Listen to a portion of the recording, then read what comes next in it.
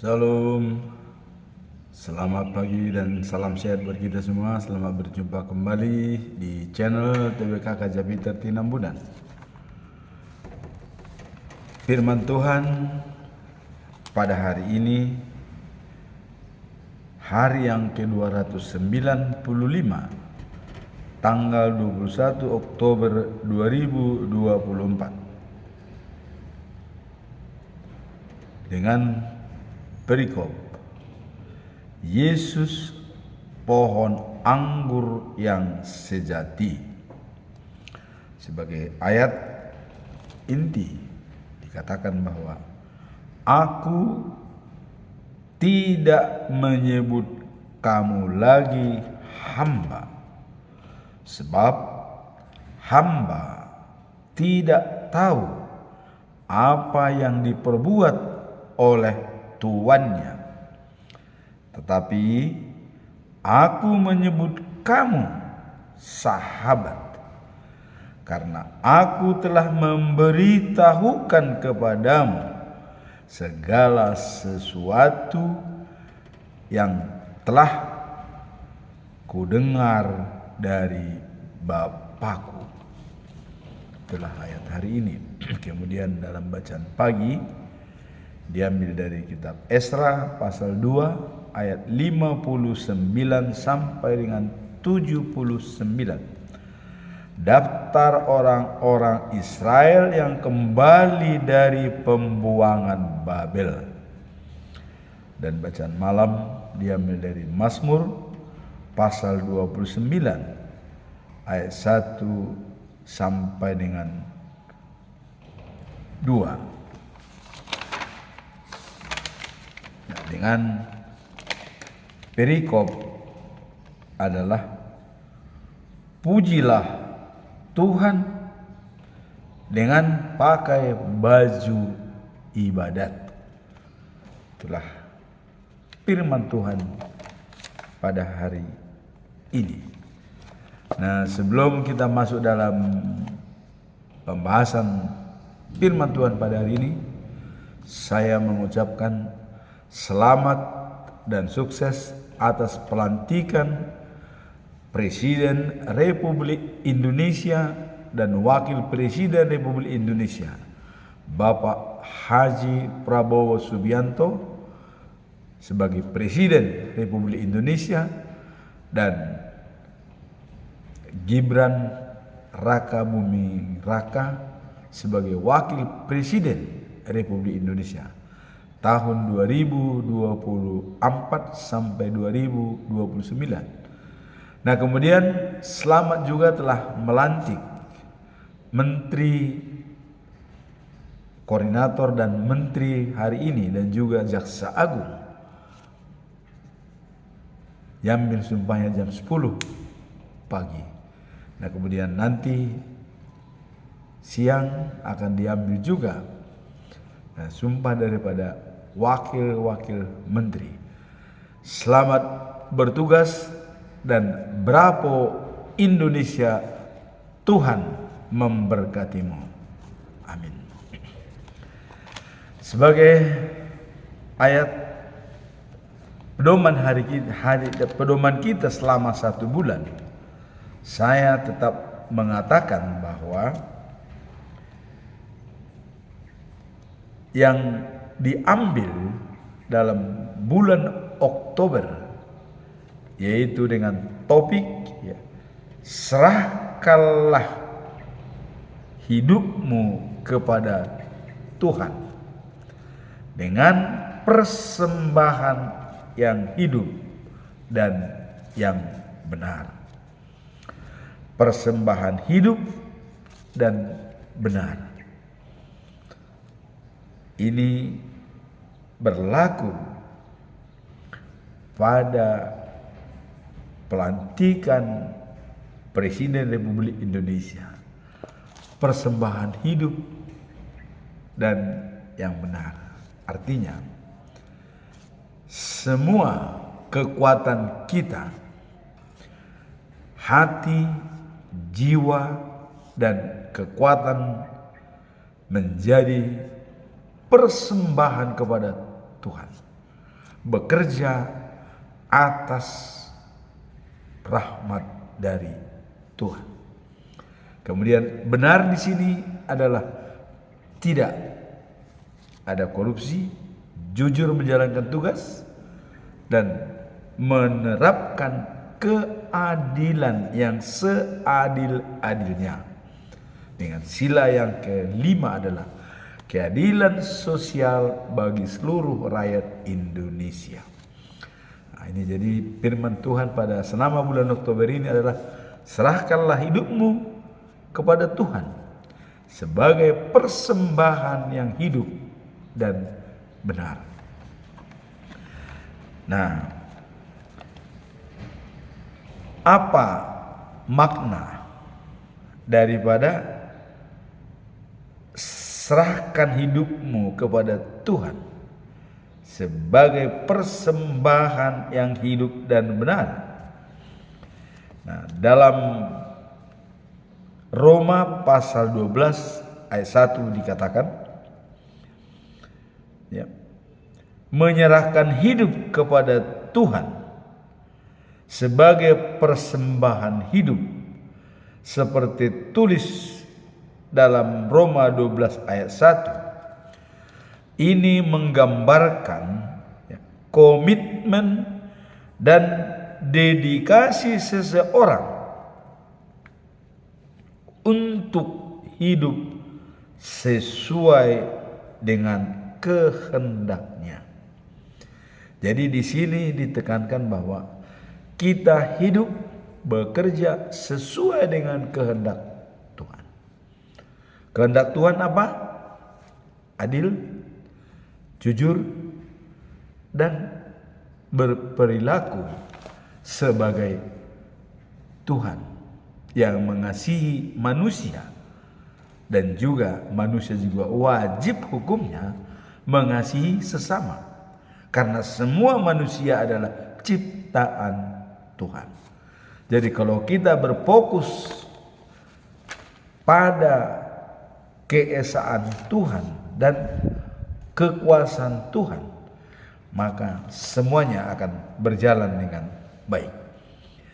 Nah, dalam ayat ini menggambarkan komitmen dan dedikasi seseorang untuk hidup sesuai dengan kehendaknya.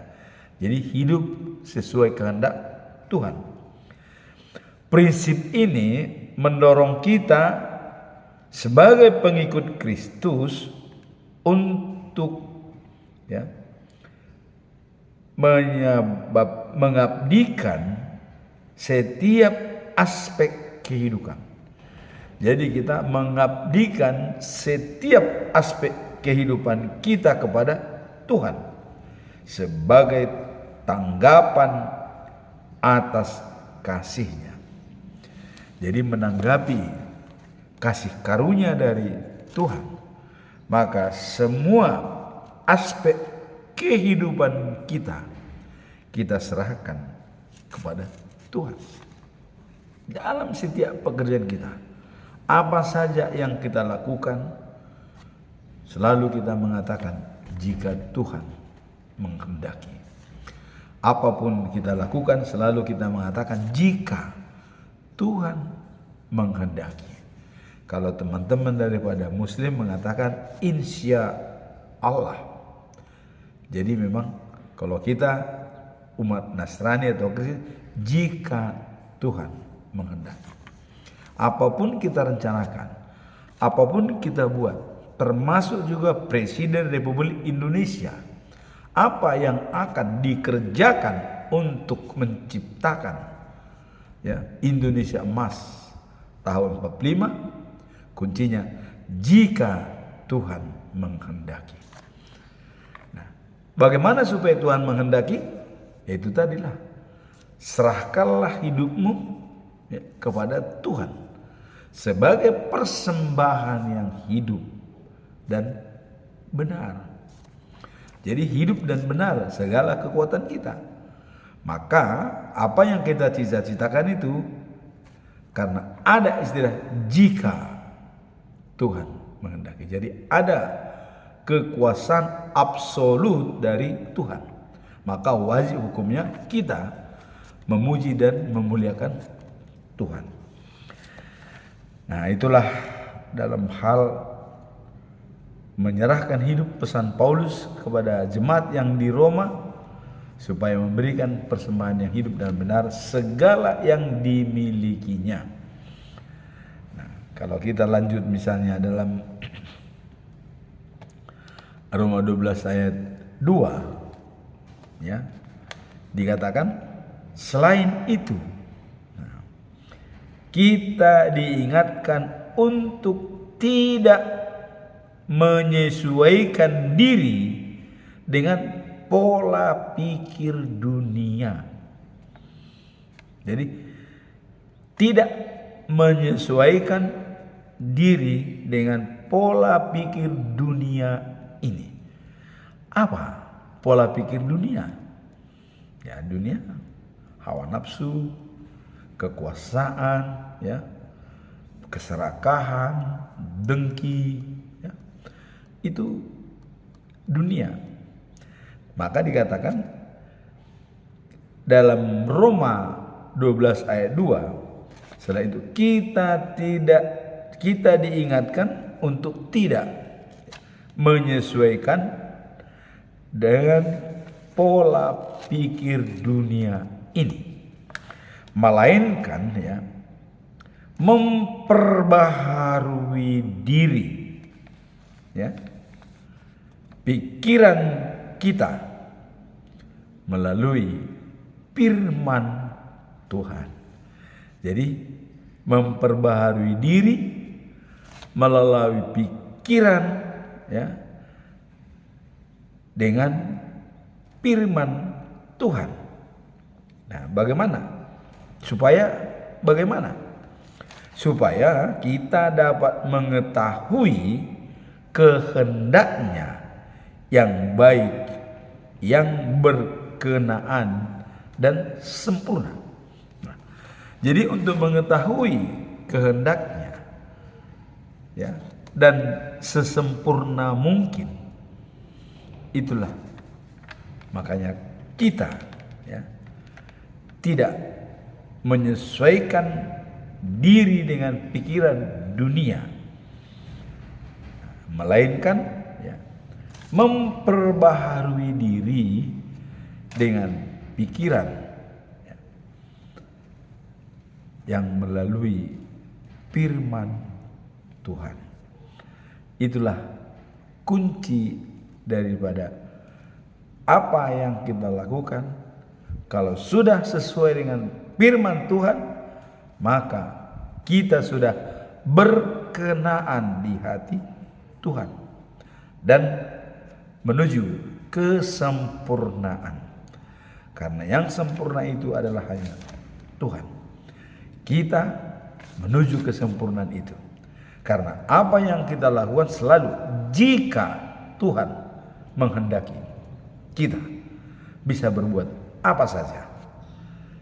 Namun kita ingat, apa yang kita pikirkan, kita jalankan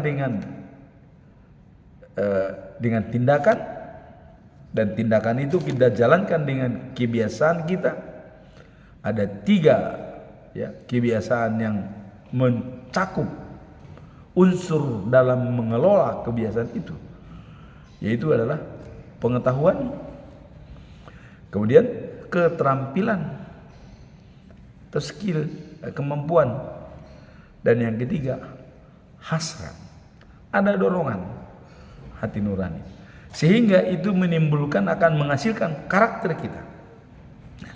Jadi karakter kita dipenuhi dengan 3 unsur tersebut: pengetahuan, ya, kemampuan, dan hasrat, keinginan kita. Nah, apabila ini sudah terpenuhi, maka kita menghasilkan suatu karakter, dan karakter itu akan menghasilkan nasib kita. Jadi nasib kita ditentukan oleh pikiran kita. Nah, sekarang tanpa dipikirkan oleh Bapak Haji Prabowo Subianto sampai 3 kali mencalonkan presiden. Apa mungkin menuai hasil karakter beliau? Nah, jadi selama 3 kali dalam pemilihan presiden, karakter beliau diuji. Dan pada ketiga, beliau lolos jadi Presiden Republik Indonesia. Inilah yang benar-benar yang dikatakan Stephen Covey, tanam pikiran, petik tindakan, tanam tindakan, petik kebiasaan, tanam kebiasaan, petik karakter, tanam karakter, petik nasib. Pada saat Bapak Presiden Republik Indonesia Pak Prabowo memikirkan ingin jadi presiden, begitu itu dipikirkan, dilakukan dengan tindakan, dimainkan dengan kebiasaan, dan menggunakan karakter. Apa karakter itu? Cepat recover. Ya. Walaupun dia bersaing dengan waktu Pak Jokowi, tetapi dia akan recover, berbaik dengan Pak Jokowi sehingga dia masuk di dalam. Sehingga cita-cita yang ketiga menjadi Presiden Republik tercapai. Dan kemarin sudah dilantik.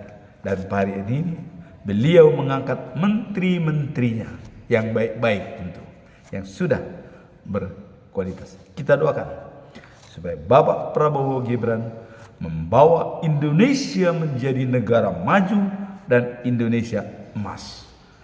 Inilah sesuai firman Tuhan juga pada hari ini dan selama bulan Oktober. Serahkanlah hidupmu kepada Tuhan, ya, dengan persembahan yang hidup dan benar. Ini selama bulan Oktober. Nah, kemudian tadi di sini dikatakan bahwa jangan pernah kita, ya, untuk menyesuaikan diri dengan keinginan dunia. Nah, tetapi keinginan dunia ini kita kelola dengan baik dan yang menentukan adalah kita. Nah, kalau Stephen Covey mengatakan kita tidak boleh ditentukan oleh lingkungan atau siapapun. Dipengaruhi boleh, tapi ditentukan tidak. Nah, inilah pentingnya integritas yang baik. Apa itu integritas? Kita adalah kita dalam situasi apapun. Ini dibuktikan oleh Bapak Presiden Republik Indonesia Bapak Prabowo Subianto. Dia tetap dia sampai kapanpun, tidak berubah. Sejak pertama kali mencalonkan, kedua kali mencalonkan, dan ketiga kali, tidak ada perubahan. Dia tetap dia, ya. Dan saya tahu, ya, karena dalam Kopassus itu sangat kental dengan falsafah lebih baik pulang nama daripada gagal dalam tugas. Inilah yang dipegang oleh korp elit yang satu ini, ya, grup pasukan khusus Kopassus. Lebih baik pulang nama daripada gagal dalam tugas. Jadi tidak pernah gagal. Nah, inilah yang menjadi role model bagi kita. Kekuatan daripada Pak Prabowo. Lebih baik pulang nama daripada gagal dalam tugas. 3 kali mencalonkan presiden, sekarang telah berhasil. Bravo buat Bapak Prabowo Subianto sebagai Presiden Republik Indonesia yang ke-8. Nah, jadi dalam hal ayat ini juga tadi kita mengatakan bahwa tidak menyesuaikan diri dengan dunia, tapi punya integritas. Kita adalah kita dalam situasi apapun. Boleh dipengaruhi, boleh diberikan pandangan, tapi dalam menentukan kita adalah kita. Saya yakin ini ada pada Bapak Presiden Republik Indonesia Bapak Prabowo Subianto dengan Bapak Gibran Raka Buming Raka. Tidak dipengaruhi lingkungan, tidak dipengaruhi situasi, tetapi mereka tetap mereka dalam situasi apapun, sehingga negara kita bisa lebih maju. Nah, kemudian perikop hari ini. Apa perikop hari ini? Nah, perikop hari ini mengatakan bahwa Yesus pohon anggur yang sejati. Nah, pertanyaan bagi kita, apa makna perikop ini dalam Injil Yohanes pasal 15 ayat yang ke-15? Pengikut-pengikut Yesus telah diberitakan, ya, telah diberikan pengetahuan tentang rahasia Allah dan berada dalam hubungan yang lebih intim.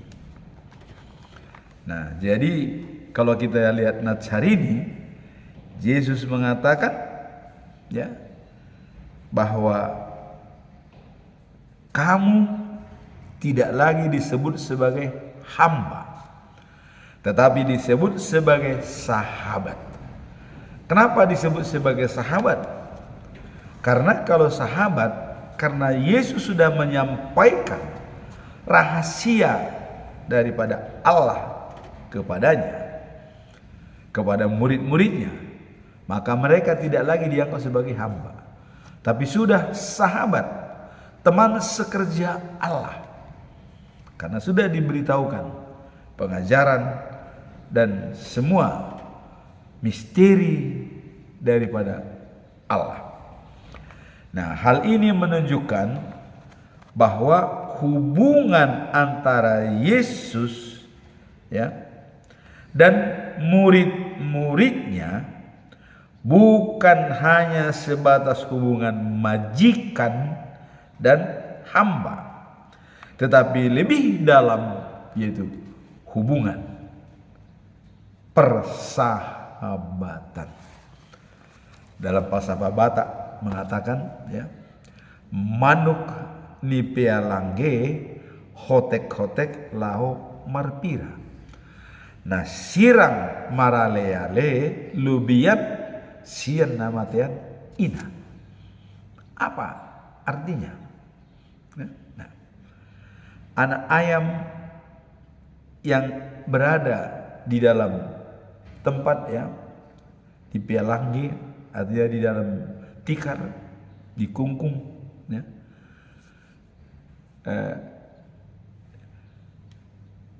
manuk di pialanggi yang dikungkung dalam kurungan, kalau dia mau bertelur, dia berbunyi kotek gitu, ya, dia berbunyi, itu ayam.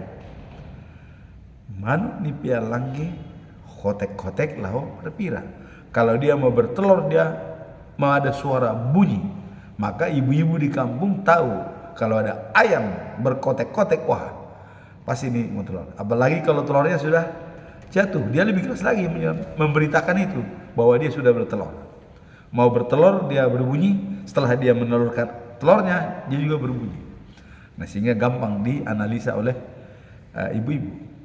Atau untuk membuat sangkanya pun ada informasi dari ayam. Kalau dia sudah berkotek-kotek, wah ini pasti datang ibu-ibu dulu, disiapkanlah sangkanya. Itu. Nah, kemudian manuk ni pialange hotek-hotek lau marpira. Nah, kemudian turunannya, kalau sirang maraleale lubian namatian ina. Kalau kita pisah dengan sahabat, itu lebih-lebih daripada kematian seorang ibu. Itulah makanya selalu anak-anak sekolah minggu mengatakan, Yesus sahabatku. Karena sahabat itu mendatangkan kedekatan kita pada seseorang. Kalau sudah dikatakan sahabat, ini sudah layak dianggap sebagai keluarga sendiri. Bahkan, ya, dengan teman sendiri pun bisa malah kurang enak. Lebih baik dia berbicara dengan sahabat, karena bisa mencurahkan segala pikirannya yang ada. Tidak ada rahasia lagi yang disimpan. Nah, maka Yesus juga mengatakan, semua rahasia Allah sudah saya berikan kepadamu, maka kamu saya sebut sahabat. Apa rahasia Allah itu? Orang bertanya-tanya, apakah Yesus itu Tuhan atau tidak? Nah, Yesus membongkar rahasia itu. Ya, Yesus. Maka judulnya hari ini, akulah pokok anggur. Dan Allah yang memelihara pokok anggur itu. Dan manusia kita adalah rantingnya. Nah, kalau pokok anggur itu punya ranting, berarti berhubungan dengan batangnya. Dan yang memelihara adalah Allah. Nah, jadi dengan demikian antara sahabat ya dan hamba itu sangat jauh berbeda. Kalau hamba itu adalah boleh dikatakan budak, itu dianggap remeh ya hamba. Nah, makanya dikatakan sahabat. Nah, sebagai sahabat adalah menekankan pentingnya keterlibatan dan komitmen dalam mengikuti Tuhan. Nah, jadi jelas tujuannya. Kenapa diangkat menjadi sahabat? Supaya mereka murid-muridnya berkomitmen ya, mengikuti dan keterlibatannya dalam mengikuti Tuhan. Jadi ada komitmen, keterlibatan mengikuti Tuhan. Setelah dikatakan sahabat. Ya. Nah, dan juga karena rahasia Tuhan sudah disampaikan kepada murid-muridnya. Seperti ada pertanyaan daripada Thomas waktu itu ya. Nah, dan Filipus ya. Bapak mau kemana? Nah, karena dia bilang saya akan pergi ke Bapa. Nah, bagaimana jalan kepada Bapa? Kata murid-muridnya ya.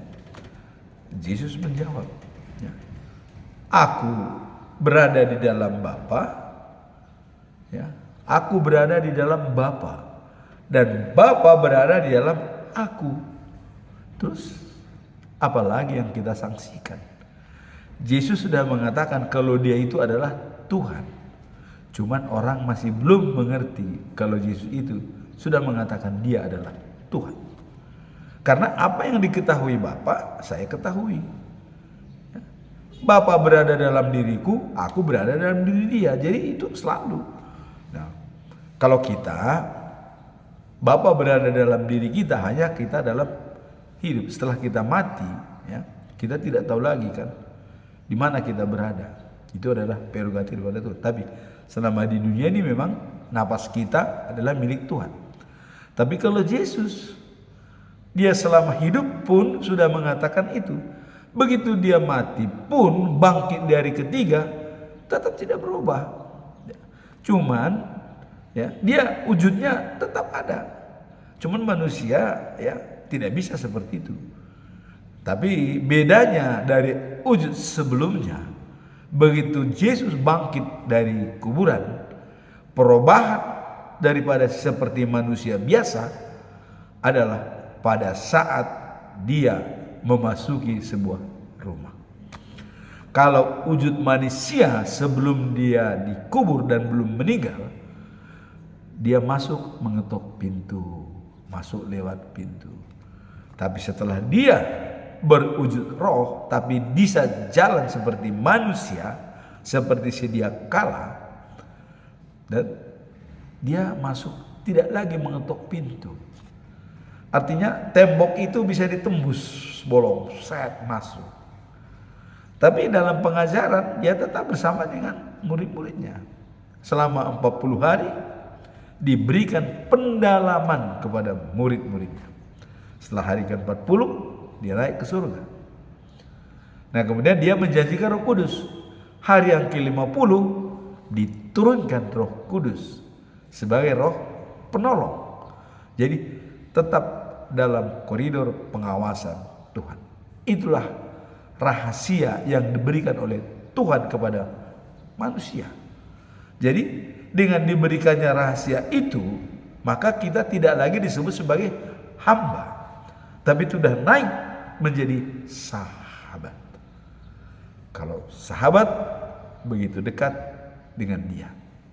Itulah makna daripada perikop hari ini Yesus pokok anggur yang sejati. Dan dia mengatakan bahwa semua murid-murid itu adalah merupakan sahabat dia. Nah, kemudian kalau kita lihat dalam pasal 15 ayat 15 ya, murid-murid sebagai sahabat ya. Kemudian kepada murid Yesus ya, karena telah memberikan pengetahuan tentang rahasia Allah. Nah, itu kembali lagi. Nah, kemudian penggunaan istilah sahabat ini mengindikasikan ya. Jadi ada indikasi dengan memakai sahabat bahwa Yesus ingin para murid-muridnya merasa dekat dan terlibat dalam misinya. Jadi tujuan Yesus menyatakan murid-muridnya sebagai sahabat untuk memuluskan misinya yang ke dunia ini, supaya tidak ada lagi canggung tapi sudah jelas. Sebab kalau masih hamba itu masih ada jarak, tapi kalau sudah sahabat itu sangat dekat. Inilah tujuan daripada Yesus. Jadi penggunaan istilah sahabat mengindikasikan bahwa Yesus ingin para murid-murid merasa dekat dan terlibat dalam misinya. Nah, hal ini memungkinkan bahwa ya, ekspresi mereka ya di dalam Kristus, yaitu mengundang mereka untuk berpartisipasi aktif dalam mengorbankan kasih, menyebarkan kasih dan kehendak Allah. Jadi dengan demikian ada tujuan Yesus untuk mereka selalu menyebarkan kasih itu dan menjalankan kehendak Allah. Nah, dengan memilih pengetahuan ya dan ya, kejelasan dari Tuhan, murid-murid dapat menjalani hidup yang bermakna sebagai sahabat-sahabat Kristus yang mempunyai hubungan yang intim ya dan saling mendukung. Jadi kuncinya adalah dengan hubungan yang intim ini bisa saling mendukung.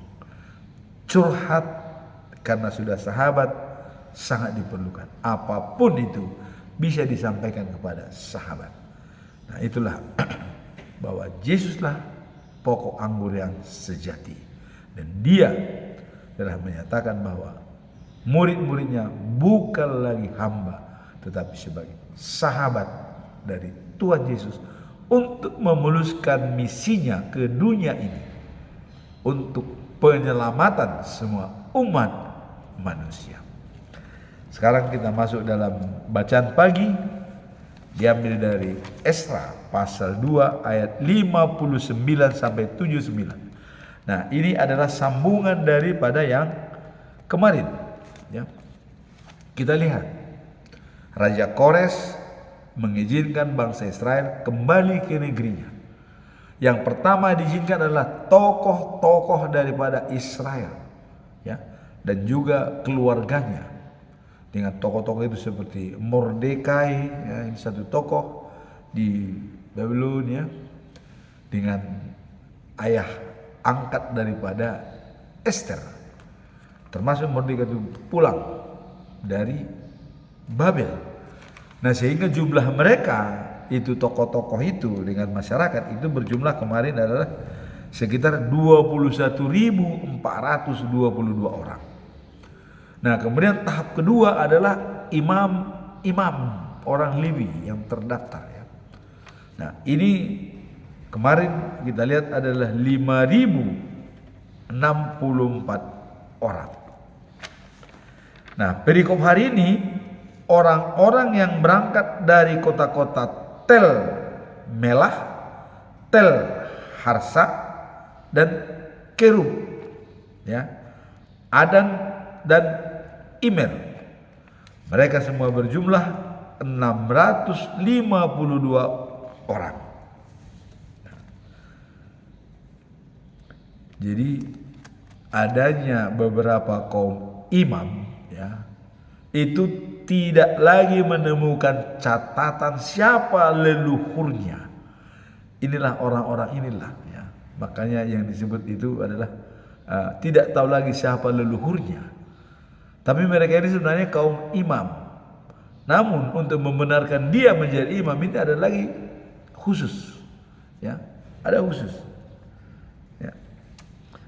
Nah, kemudian gubernur daerah Judea melarang mereka makan makanan yang dipersembahkan kepada Allah, karena itu hanya imam yang boleh memakan, itu adalah imam. Tapi pemenang itu disalahkan oleh anak-anak Eli kemarin, ya, Pinehas dan Hofni. Kenapa disalahgunakan? Karena persembahan itu, daging-daging yang dimasak itu, diambilnya sebagian pakai garpu 3 dicucuk, disimpan buat dia. Setiap orang mempersembahkan itu. Nah, kemudian lemak-lemak, ya, yang masih mentah diminta kepada bangsa Israel. Padahal sudah dikatakan matang aja dulu, Pak. Nanti setelah matang terserah sesukamu kau mau. Oh enggak, saya tidak maunya mentah. Kalau Anda tidak mau berikan, saya akan ambil paksa, karena dia imam, ya bangsa Israel, ya diam saja. Tapi apa kita lihat? Tuhan tadinya mengatakan bahwa kaummu dan kamu Eli akan selama-lama hidup di depan saya. Tapi sekarang itu tidak lagi, karena kelakuan daripada anak-anakmu yang tidak bisa kau bimbing, tidak bisa kau ingatkan. Wah, ini Tuhan sangat marah. Akhirnya apa yang terjadi? Pada waktu Palestina merebut peti perjanjian atau tabut perjanjian Tuhan, Pinehas dan Hofni meninggal. Begitu peti direbut oleh kaum Palestina. Nah, sekarang kita melihat dari adalah adanya kaum imam ini yang tidak lagi tahu leluhurnya bagaimana. Tapi di Israel ada alat yang menguji, ya, dan merupakan keputusan daripada Tuhan, yaitu dengan Urim, ya, dan Tumim. Nah, jadi Urim dan Tumim, Urim itu adalah cahaya, Tumim itu sempurna atau benar. Nah, hal ini, ya, menjaga untuk, ya, pencarian akan keputusan Tuhan. Jadi alat ini untuk mencari keputusan Tuhan. Sehingga kedua alat itu, ya, dikatakan pencarian, ya, untuk kebenaran Tuhan dan petunjuk dari Tuhan. Apabila seseorang itu memakai alat tersebut, yaitu Urim sebagai terang, Tumim sebagai sempurna. Nah, jadi batu Urim dan Tumim adalah pencarian kebenaran yang dipakai imam untuk melihat apa keputusan Tuhan. Nah, jadi mereka tadi yang sudah tidak tahu lagi catatan-catatan leluhurnya, dipakailah Urim dan Tumim. Kalau cocok di hati Tuhan, mereka lolos. Tapi kalau tidak, ada tanda-tanda bahwa tidak disukai Tuhan. Nah, jadi Tumim, Urim dan Tumim itu adalah batu yang dipakai oleh imam-imam Israel. Nah, dan juga untuk mencari kebenaran daripada imam-imam tersebut, apakah dia benar imam atau bukan, itulah alat yang dipakai orang Yahudi. Nah, kemudian kalau kita melihat dari hari pertama, ya, yang Pertama, orang-orang yang datang dari Babel ke Yerusalem itu 43.360 orang. Nah, kemudian para pembantu itu 737 orang. Nah, penyanyi 200 orang. Ini orang-orang yang buangan, yang pulang ke Yerusalem dari Babylon, sehingga berjumlah semua mereka adalah 50.897 orang. Nah, setelah ini semua orang buangan itu berjumlah seperti itu, termasuk di yang pertama kaum imam dan kaum tokoh-tokoh semua 50.897 orang. Nah, kemudian ada juga binatang-binatang bawaan mereka. Apa itu? Kuda 736 ekor, bagal 245 ekor, dan unta 435 ekor. Keledai 6.720 ekor. Sekarang ada istilah di sini bagal. Nah, apa arti bagal tersebut?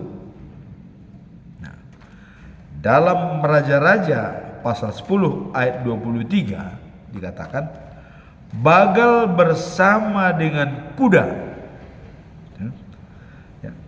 perak dan emas itu dibawa mereka. Nah, bagaimana pengertian bagal? Jadi bagal ini juga adalah sejenis kuda dan keledai. Jadi bagal ini adalah persilangan perkawinan antara kuda dan keledai jantan. Jadi keledai jantan dan kuda betina itu disilang dan hasilnya itulah bagal. Dan biasanya bagal ini kualitasnya adalah lebih bagus, ya. Jadi bagal sama dengan menggambarkan karakteristik induk kuda dan keledai untuk menciptakan hewan pekerja yang lebih tangguh. Jadi sengaja ini dikawinkan antara kuda betina dengan keledai jantan supaya mendapatkan kuda yang lebih tangguh dalam pekerjaan, dalam membawa daripada tuannya. Nah, itulah yang dikatakan bagal. Nah, ketika orang-orang buangan sampai di rumah Tuhan di Yerusalem, beberapa peninjau yang memberikan persembahan sukarela untuk membangun kembali rumah Tuhan, karena memberi sumbangan menurut kemampuan masing-masing. Nah, jadi pada waktu mereka sampai di rumah Tuhan di Yerusalem, beberapa penerimaan memberikan persembahan sukarela. Jadi mereka mengumpulkan persembahan sukarela. Nah, itu dapat kita lihat sumbangan emas itu sampai 500 kilo, perak 2.000 kilo, kemudian ada 100 jubah. Nah, biasanya jubah itu adalah baju efod yang dipakai untuk para imam. Itu biasanya dipakai imam. Maka nanti juga ada kaitannya dengan bagaimana hubungannya dengan orang memakai baju ibadat. Nanti kita lihat. Nah, jadi orang-orang Lewi dan sebagian rakyat menetap di Yerusalem dan kota-kota dekatnya. Jadi orang-orang Lewi itu berada di Yerusalem, orang-orang imam dan yang lainnya itu di dekat kotanya. Kemudian para pengungsi ya dan penjaga pintu gerbang rumah Tuhan serta orang-orang Israel yang selebihnya menetap di kota-kota tempat tinggal leluhur mereka. Nah, jadi mereka ada tempat tinggal leluhurnya, mereka pergi kembali kepada tempat leluhurnya karena suku-suku itu memang sudah dibagi dulu tanah itu ya, hanya Lewi yang tidak punya tanah. Makanya orang Lewi itu berada di Yerusalem dekat rumah Tuhan. Nah, jadi orang-orang buangan semua berjumlah kira-kira 50.897 orang ya, yang pulang ke Yerusalem. Nah, jadi dengan pulangnya ke Yerusalem, tentu mereka akan membangun bait suci dan mengembalikan marwah daripada Yerusalem adalah rumah Tuhan terbesar di dunia yang dibangun oleh Salomo selama 48 tahun. Coba 48 tahun rumah ibadah dibangun ya. Udah setengah umur manusia ya, 48 tahun coba. Begitu megahnya, begitu hebatnya. Tapi itu bisa runtuh semua. Runtuh. Inilah kuasa Tuhan. Karena Tuhan mau menunjukkan bahwa semegah apapun bangunanmu, kamu tetap bisa tersiksa. Maka pesan Tuhan selalu mengatakan, ikuti pesan saya. Tapi karena bangsa Israel tidak taat pada pesan, maka dibiarkan 70 tahun di Babilonia. Maka pada saatnya Raja Kores mengizinkan mereka pulang. Inilah babak baru kebangkitan daripada bangsa Israel dan membangun kembali Yerusalem yang telah runtuh. Ini sangat menarik ya. Inilah awal kebangkitan daripada bangsa Israel. Nah, bagaimana dengan saat ini? Saat ini hanya meneruskan. Namun kalau kita lihat anak-anak daripada Israel, kami tetap diam di tanah kami karena hanya itu yang kami punya, kata. Jadi mau kemana kami? Kalaupun dunia misalnya mau menyerah, mengatakan terus, karena mereka adalah pilihan Tuhan, terus kemana kami? Dan sudah dijanjikan Tuhan, maka bangsa Israel tetap ngotot, ini milik kami, kami di sini. Kemana lagi kami pergi? Mau kemana? Nah, jadi harusnya orang juga memikir, maka Arab Saudi sangat ramah dengan bangsa Israel, apalagi Mesir. Sudah ada perjanjian Camp David tahun 74. Nah, demikian juga Asyur juga sudah diambil oleh George Bush waktu itu ya. Sehingga kalau nanti tiga ini sudah benar-benar diberkati Tuhan, kedamaian itu akan datang. Karena Tuhan mengatakan dalam Yesaya 19 pasal 19 ayat 24 dikatakan bahwa adalah Asyur ciptaanku, Mesir umatku, dan Israel pilihanku atau pusakaku. Ketiganya ini ku berkati. Jadi Tuhan memberkati ketiganya, baik Asyur atau Irak, Mesir, dan juga Israel. Jadi kalau kita belajar dalam Alkitab, disitulah semua kebenaran firman Tuhan itu, dan disitulah dinubuatkan dan juga dijadikan juga dan kenyataan. Maka janji Tuhan tidak pernah meleset. Kalau Tuhan mengatakan dia akan datang kembali untuk menghukum orang yang hidup dan yang mati, ya kita tinggal tunggu tanggal mainnya ya. Nah, kemudian bacaan malam ya, diambil dari Mazmur 29 ayat 1 sampai 2. Nah, di sini sudah mengatakan, pujilah Tuhan dengan pakaian baju ibadat. Memuji Tuhan dengan pakaian ibadat. Kenapa? Pergi ke gereja tidak boleh pakai sendal, ya, tidak boleh pakai kaos, dan pakailah baju yang bagus. Ya. Kalau kau punya jas, pakai jas, pakai dasi. Karena ya, dalam hal ini juga tadi dikatakan, pujilah Tuhan dengan pakai baju ibadat. Ini Mazmur. Jadi memang raja-raja dulu tuh pakai baju kerajaan. Selalu mereka apabila menyembah Tuhan, dia pakai bajunya khusus. Karena Tuhan sangat menghormati penampilan ya, dan juga hati kita. Karena bagaimana mungkin kita hatinya baik kalau penampilannya saja tidak baik? Tuhan menilai. Penampilan baik, hati itu pasti baik. Nah makanya pergi dengan ke gereja atau ke masjid atau kemana dengan pakaian yang rapi, yang bagus. Nah bahkan kalau teman-teman Muslim ya wajib pakai peci dan pakai minyak-minyak wangi-wangian ya, supaya memang bersama dengan Tuhan ya memang harus harum dan baik. Nah, ini dikatakan pakai baju ibadat. Apa makna memuji Tuhan ya? Pakai baju ibadat dalam Mazmur 29 ayat 1 dengan 2. Nah, hal ini mengajak kita memuji Tuhan dengan pakaian ibadat yang layak.